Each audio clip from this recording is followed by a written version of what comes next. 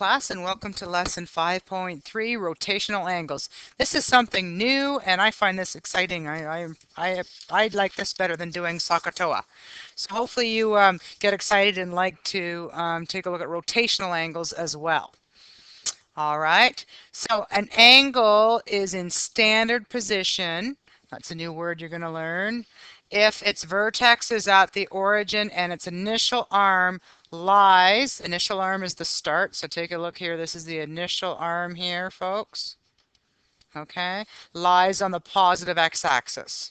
All right, so one thing to note here, folks, is when we're drawing rotational angles, is that for a positive angle, for example, A here, it's 270, we're going to go counterclockwise. If you think about it, if we start at our initial arm and we're increasing, we're getting steeper slope as we go, like as we go this way, right? So that's why it goes in the positive direction. So positive is counterclockwise, and negative, like in example B here, will actually be going down this way. All right, so I'll erase that so you can see this.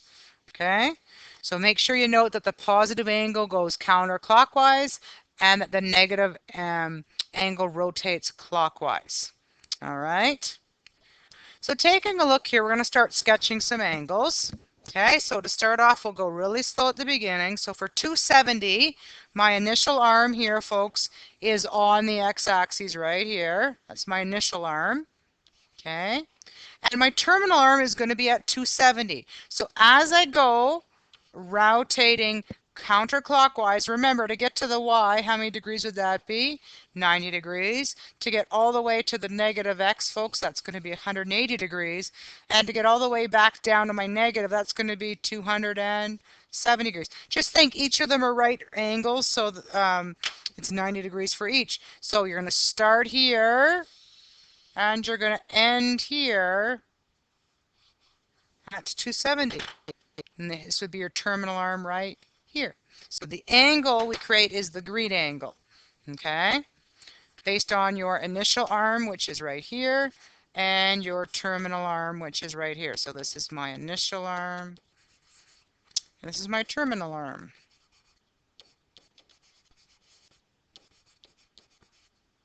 Okay? Awesome. Let's try part B. Now part B, we always start at our initial arm right here, but this time we're going negative. So we got to go the opposite direction, so we got to go down here. Okay? And what do we know, folks? We know that the angle going down is 45 degrees, but this is, again, is my initial arm here, and this is my terminal arm. I just apologize, I need to put some arrows on there. Okay, and the angle formed here, in which I'm going to put in red, that's your negative 45-degree angle. Okay, so basically this would be 45 degrees here, but we don't need to show it. The angle itself is what we draw. Okay, C is 120 degrees. So again, we're going positive. So we start here with our initial arm, and we're going to go around. This is 90 degrees. This is 180, so it's going to be in between there. Okay, so I'm going to draw like this. That's my terminal arm. So my angle that I'm drawing, folks, is from the initial arm to my terminal arm, and that's 120 degrees. Of useful information, folks, if we wanted to find theta here, which we're going to eventually call the reference angle right below, what angle would that be, folks? How would you find theta? Well, again, what do we know about from the positive x-axis to the negative x-axis? We know that's 180 degrees, and we can subtract the 120 degrees from the principal angle. So theta, which we're going to call in a second our reference angle, in this case would be equaling 60 degrees.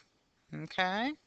And again, folks, the cool thing about that is we could draw a 90-degree triangle there, and that would be, again, one of our special triangles from last lesson. All right, let's deal a little bit more with this reference angle, ladies and gentlemen. For any angle, the reference angle is the positive angle between the terminal arm, so where we end, and the x-axis. Okay, it is also called the related acute angle. when you do calculations in your calculator, you're going to be using the reference angle to plug things in. Okay? Just remember that the original angle can also be called the principal angle. And let's take a look at doing some reference angles here. So for example, A. If we've got 210 degrees, ladies and gentlemen, and it's positive, so again, we start here, and we're going to go all the way past 90, past 180, down into here, okay, which is 210 degrees. So that's my, what you would say, principal angle. So to find the reference angle, guys, that's the angle from the terminal arm, which is here, closest to the x-axis. Okay, so how do we find theta? Well, basically, we already know that to get from positive x-axis to negative x-axis, that's 180. And then to find this interm, or the displacement between 180 and our actual terminal arm, you're going to take 210 and subtract 180. So theta equals 210 degrees, subtract 180 degrees. So our reference angle here equals 30 degrees. And I'll just use REF angle for short form. Okay? Good. Okay, and again, folks, the reference angle is taking your terminal arm and getting it the closest to your x-axis. All right, let's take a look at example B. We need an angle of 320 degrees. So as I draw, this is 90, this is 180, this is 270, and here we come probably right about there. Okay.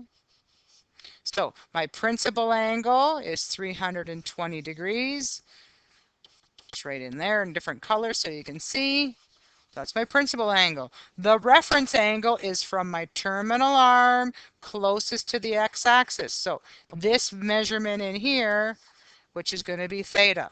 So looking at this, folks, it's almost all the way around a circle, which is how many degrees? 360. So theta equals 360 degrees. Subtract my principal angle, which is 320 degrees. So theta in this case, folks, will equal 40 degrees. And again, that's your reference angle. Awesome. Let's do what's called related angles. Similar to what we did up there, but related angles have the same reference angle. Okay? So let's start off with an initial value of 30 degrees. So taking a look at that, folks, if we're doing 30 degrees, I know it's small, let's just put a theta in there. Okay, so theta equals 30 degrees. And in this case, folks, your principal angle also equals 30 degrees. So in this case, in what we call quad 1, and I'll go over the quadrants in a minute or two, but in quadrant 1, you notice that the principal angle and the reference angle are the same. Okay? All right. So how do we get a reference angle to be 30 degrees? Let's move that reference angle, say, to quad 2. So what we want to do is to have theta of 30 degrees here. So what angle do we have to draw? My apologies, I forgot to put the angle in here. Sorry, folks. So for second one here, we draw here. Okay, how do we get that angle calculated? Well, we know the reference angle has to be 30 degrees, so you take 180. So the principal angle here is going to be, my fault, you take, just trying to erase it. So if you take a look at this, we already know my reference angle. So we already know that theta equals 30 degrees, which is my reference angle. And we're trying to find the principal angle, okay, or a related angle. So the related angle here would be if you take, maybe we'll call it beta this time. So beta is going to equal 180, subtract 30 degrees. So beta in this case was going to equal 150 degrees. Okay, that's quad 2. We could move that to quad 3, ladies and gentlemen. It should be here. So again, when I go to draw my angle this time, going from the start all the way here to calculate, so we already know that my reference angle is 30 degrees. Okay, so that's my reference angle, just don't want to get confused. And let's let beta this time be our principal or our related angle. So beta in this case is going to be 180 degrees plus 30, which is going to, so it's going to equal 210. And again, folks, you could do it in quad 4 as well, and also find a related angle as well. Likewise, ladies and gentlemen, you could also go negative direction. You could also go here and get that as well, but we're going to deal with that a little bit later. Okay, but you can do positive and negative directions. So there's a lot of answers here, ladies and gentlemen, for related angles. All right, let's take a look at another piece of terminology called the coterminal angles. They have the same terminal arm. Okay, so let's take a look. Example A. Take theta and draw 110 degrees in standard position. So it's positive, so we're going to start at our initial arm, which is here, and we're going to go to 110 degrees, which is just about there, and we're going to draw 110 degrees. Okay, so that is 110 degrees, ladies and gentlemen. How do we show another graph where the terminal arm ends at the same spot? Okay, well, some of you could say, let's go the opposite direction, which is awesome. So we could start here and go backwards. Okay, so how do we figure that out? You got to be careful here, because when we go backwards, it's negative 360 because we're going in the wrong way, plus 110, or 110 subtract 360. So in this case, we'll call it beta. We haven't really identified it. So beta can equal negative 250. Okay. Likewise, ladies and gentlemen, you can go the terminal arm here, and we could actually start and go all the way around, do one full rotation, and come to the other. I know you might say, hey, Mizar, when are we ever going to use this? But if you take a look at figure skating or snowboarding, ladies and gentlemen, you can do more than a 360. So I know people can do a 720 and whatnot. So the rotational angle gives you how many spins you can do in the air. Just think of figure skating doing a triple loop or a double loop. You end up in the same spot, but a triple loop is much more difficult because you've spun another 360 degrees within there. So again, how do you find this out, folks? We know we've got 360, and we're going to add the 110 to it.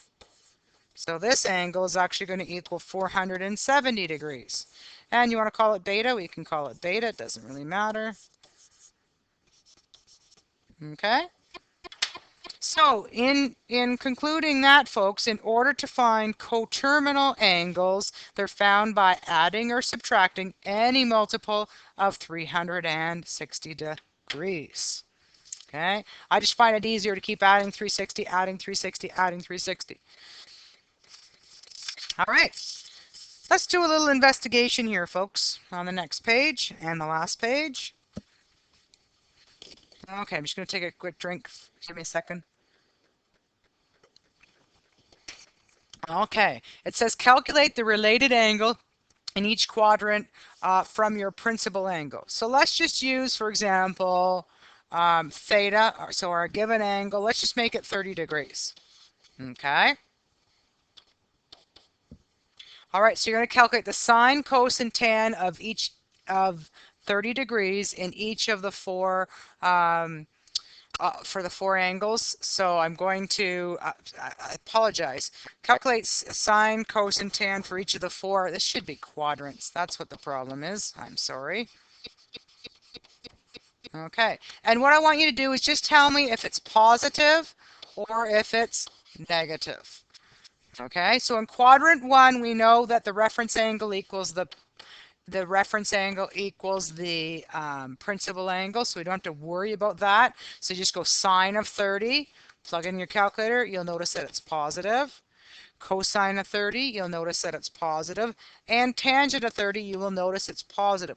Quad 1 is a unique case where all three primary trig ratios are positive. When we go to quad 2, ladies and gentlemen, we got to think about it. Quad 2, our reference angle is going to be there, so it's going to be 180 degrees. Subtract our reference angle. So in this case, it's going to be 180 subtract 30, so you're going to plug in sine of 150 or cos of 150 and tangent of 150. When you plug in the sine of 150, you'll notice it's positive. When you do the cos, you're going to get it's negative, and when you do the tangent, you're going to get that it's negative. When we deal with quad 3, ladies and gentlemen, theta is here. So in order to do that, we know it's 180 plus theta. So 180 degrees plus theta. Okay, and what do we notice? That it's going to be the sine of 210, which when you plug your calculator is negative, the cosine of 210, which is negative, and the tangent is actually positive of 210 when you plug it in. Last example here, quad 4. So for quad 4, ladies and gentlemen, the reference angle is going to be here. So basically it's 360 degrees. Subtract your theta, which is 30 degrees, so it's going to be 330. So the sine of 330, ladies and gentlemen, is negative. The cosine of 330 is positive, and the tangent in quad 4 of 330 is negative. So you might say, Yahoo, Ms. R, what does that mean? Well, we can actually make a general rule here if we take a look at our quadrants. Now, I just want to reemphasize this, that quad 1 is here, quad 2 is here, quad 3 is here, and quad 4 is over here. Those are our quadrants. And what we notice, folks, is that all of the sine, cos, and tan are positive in quad 1. That's pretty spectacular. In quad 2, which one is positive? It is just the sine. In quad 3, which one is positive? It is the tangent. And in quad 4, ladies and gentlemen, which one is positive? It is the cosine. My fault, I just made a spelling mistake there.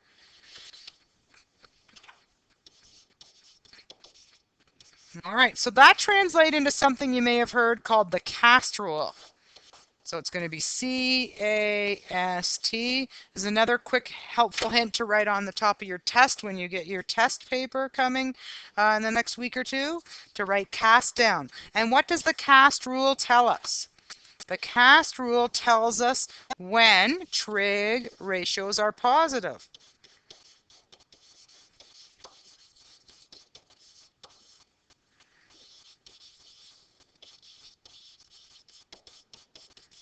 So if I asked you in quadrant 2 which ratios are positive, you will tell me that sine. Ultimately, the opposite of that is which ones are negative. That would be cosine and tangent are negative in quad 2. All right. So even though they have the positive showing, we also want to make sure that if they're not showing, then you know that it's negative. And some people might like to write all instead of A because they might forget what that stands for. All right. So just remember, though, that each ratio will be positive in 2 quadrants and will be negative in the other 2. All are positive in quad 1, and then they have a positive in the others. Okay? All right. Here is your handout for homework, ladies and gentlemen. Notice page 1 is the questions, and page 2 is the answers. It doesn't really say it, but those are your solutions, so you can check your work. All right, so there's your homework, folks. I'm just going to add in here that to make sure that you note that each ratio will be positive in 2 quadrants.